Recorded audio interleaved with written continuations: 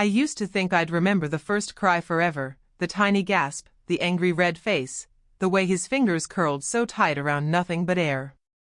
They tell you that when your child is born, something in you changes instantly. You're supposed to feel this rush of love that's bigger than anything you've ever known. Maybe I did. Or maybe I just felt relief that the pain was over, that we'd made it to this side of things. I remember the way the room smelled, too bright, too clean, like bleach and plastic and the faint rust of blood they kept trying to mop away. I remember the nurse's soft hands, how she laid him against my chest like he was made of spun glass, whispering, "Look at that face. He's perfect." And he was. Wrinkled, tiny, but perfect. My son. And then there was my husband, sitting slouched in the plastic hospital chair they dragged in from the hallway. He hadn't looked up from his phone in hours. Even when they said, "Dad, do you want to cut the cord?" he just shrugged and said, "That's her thing. I'll pass." I told myself he was just tired. We both were. The labor had gone too long, the epidural didn't work the first time, I'd screamed so loud I still felt the ghost of my voice in my chest. I wanted him to hold my hand and say, "I'm proud of you." Instead, he kept glancing at the door, as if waiting for an escape. His mother stood beside him, arms crossed like she owned the room. She was the first to hold my baby after me, took him from my arms before I'd really memorized his face, cooing about how small and fragile he was, how young men shouldn't be tied down too soon. The nurse asked if the father would like to hold him. He looked up, finally, and rolled his eyes. "Fine, whatever." He held him the way you'd hold a sack of groceries, like if he squeezed too tight he'd crush something, but if he dropped him, well, someone else would pick it up. Then, under his breath, just loud enough for me to hear but quiet enough to pretend it wasn't meant for me, he muttered, "What a burden." It didn't register at first. My ears were still ringing from the delivery, my body throbbing in places I'd never even noticed before. I thought maybe he was joking, the way he always did when things got too real, throwing sharp little jokes like darts to deflate whatever balloon of responsibility was floating too close. But his mother laughed. She laughed like it was the funniest thing in the world, like she'd been waiting to hear him say it. "Don't worry, baby," she said, brushing his hair back like he was still her little boy. "You won't be trapped. You're not ready for this." I lay there, stitched and raw and half-drunk on adrenaline, and watched them. My husband and his mother, whispering to each other like conspirators in a cheap play. My son, back in my arms, warm and impossibly light, making tiny squeaks that felt like apologies for being here at all. I wanted to scream, say you didn't mean it. I wanted him to look at me and say he was scared, that he didn't know how to do this, that we'd figure it out together. But he never looked at me. Not once. Not when the nurse brought juice, not when the doctor checked my stitches, not when our son latched for the first time and my eyes filled with tears that had nothing to do with pain. In the photos they took that day, he's not even in the frame. It should have felt like the end of something. But as I lay there in that too bright room, my baby's heartbeat against mine, I felt something else settle in my chest, a truth that pressed down heavier than the weight of his tiny body. He'd already left. Even if his feet were still in the room. And I knew it. His mother always had a way of planting seeds, little sentences dropped into the air like confetti, bright and weightless in the moment but impossible to sweep away once they settled into the cracks. I used to think it was harmless. Annoying, yes, but harmless. She'd perch at our kitchen table, her rings clinking against her coffee mug, saying things like, "I hope you're not tying him down too soon, honey. He's still so young. Young men need to breathe."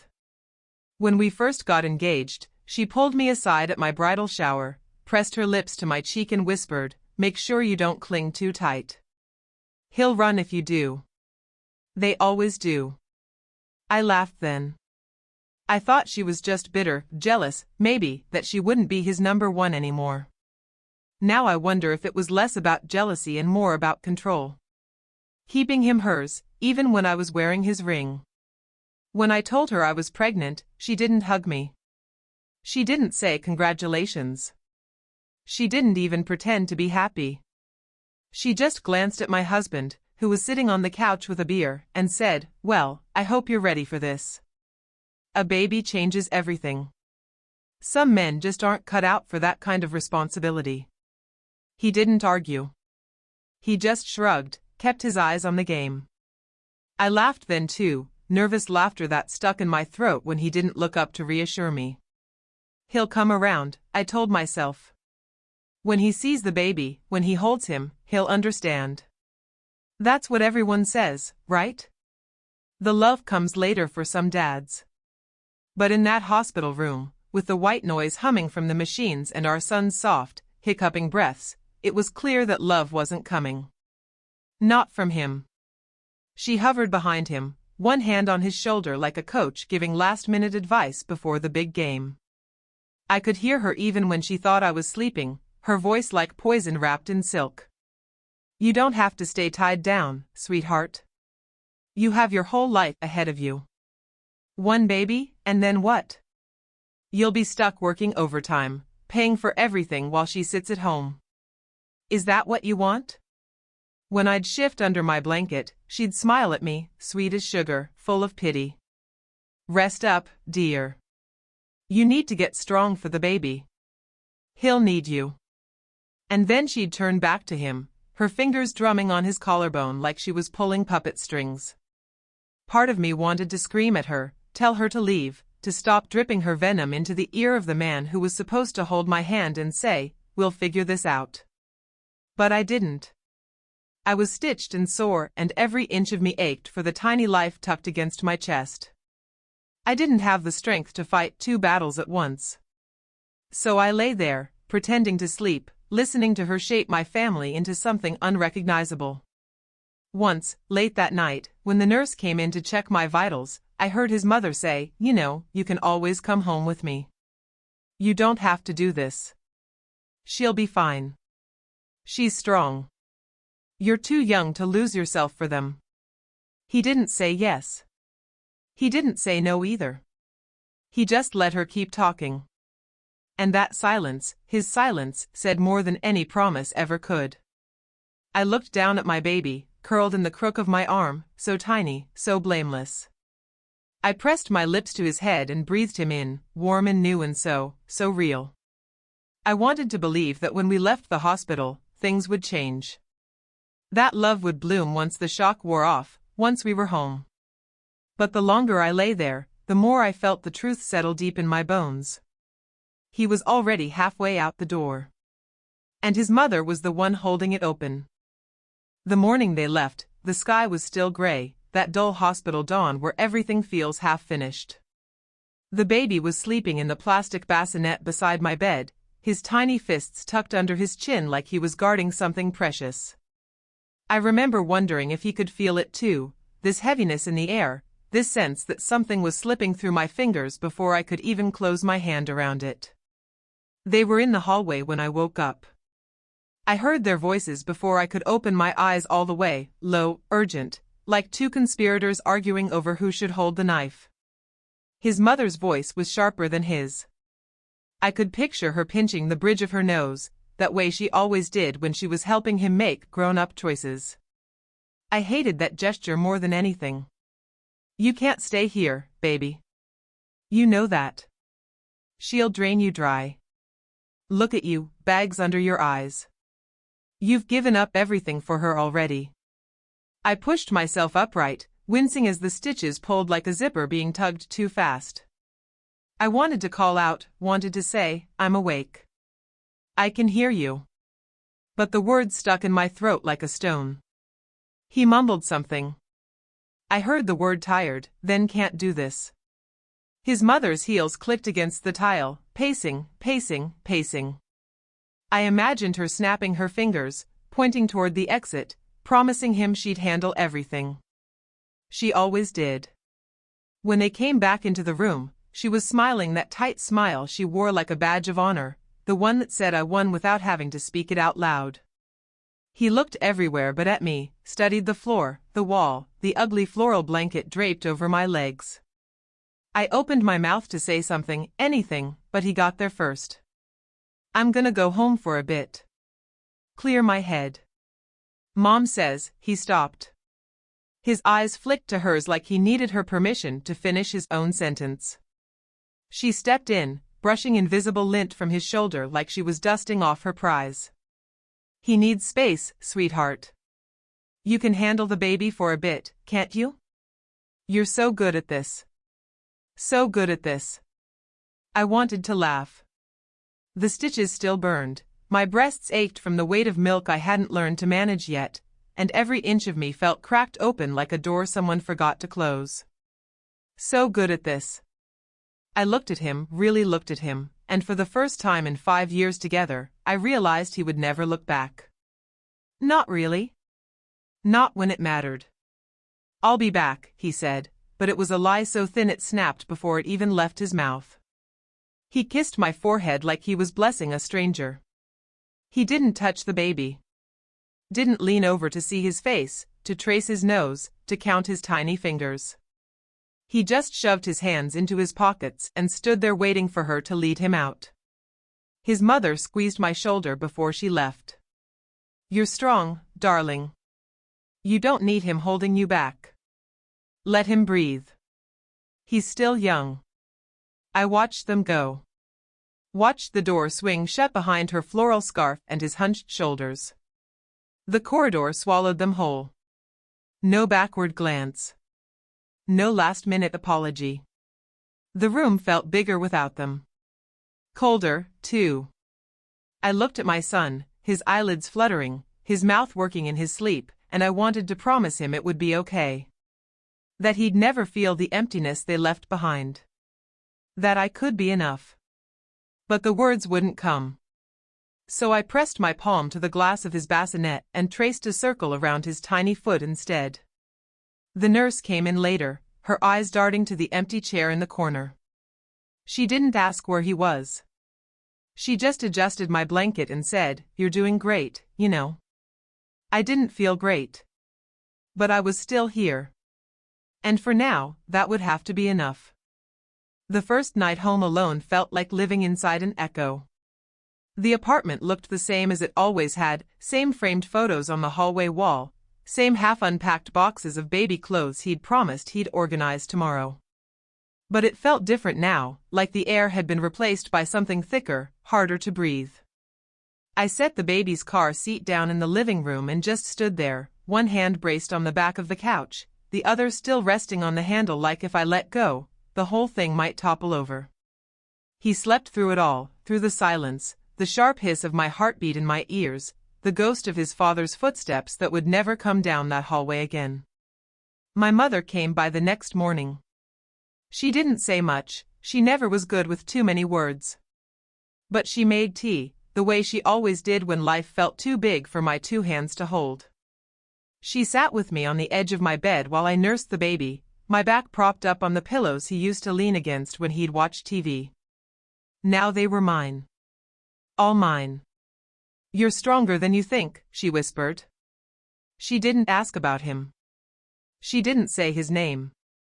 She just stroked the baby's hair and hummed an old lullaby under her breath like it might stitch up all the places I felt torn open. It helped. A little. The days bled together after that. 3 a.m. feedings that felt like the longest hours of my life, diapers that never stayed dry for more than 5 minutes, the constant ache in my hips from rocking him back and forth, because he'd only sleep when he felt my heartbeat pressed to his cheek.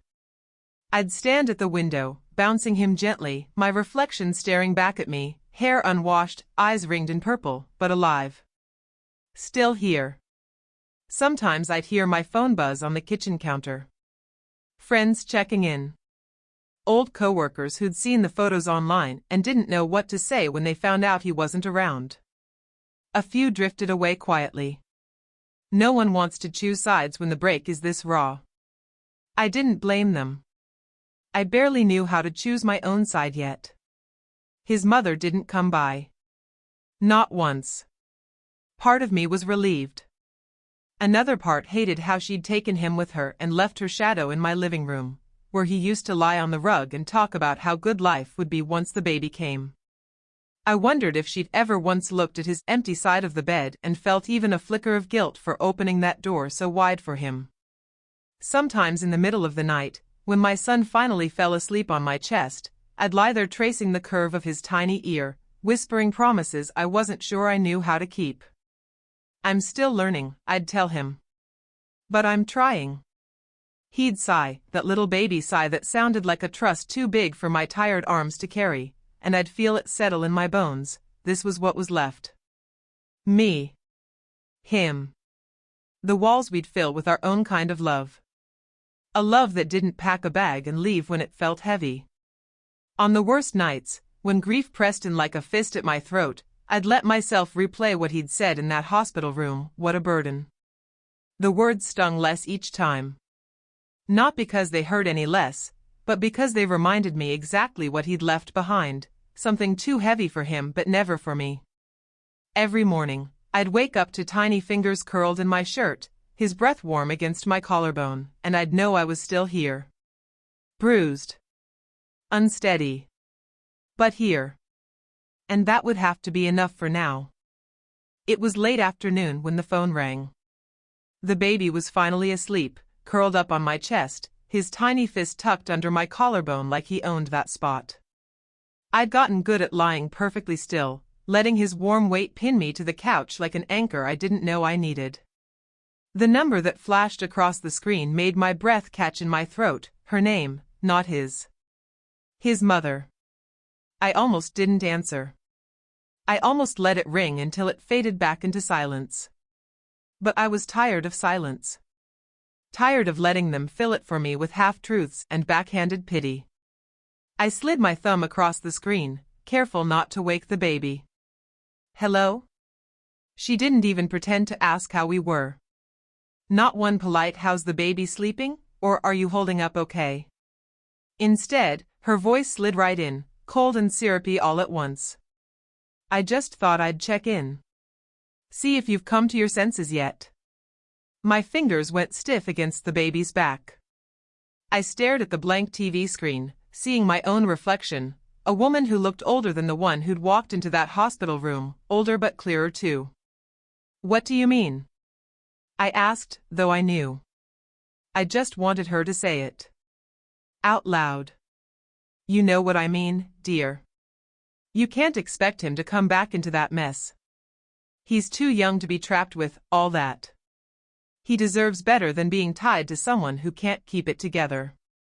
She paused, like she was waiting for me to argue, to crack under the weight of her disapproval the way I used to when she'd sit across from me at our kitchen table, picking apart my cooking, my clothes, my every tiny flaw.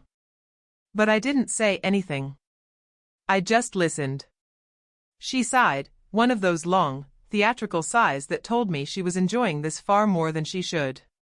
"Look, I'm trying to help you. You sign the papers, make it clean. He's willing to be generous, he'll help with money for a while. But you can't hold on to him like this. It's not fair. You'll both be better off." I looked down at my son's face, the way his lips parted in sleep, his breath warm against my skin. "You want me to make it easier for him to pretend he was never here," I said softly. She didn't answer. Didn't have to. I pictured her sitting in her kitchen, probably drinking the same brand of tea she'd always brought to my house in neat little tins. I wondered if she felt any flicker of shame, or if it was just another box on her list: keep my son free.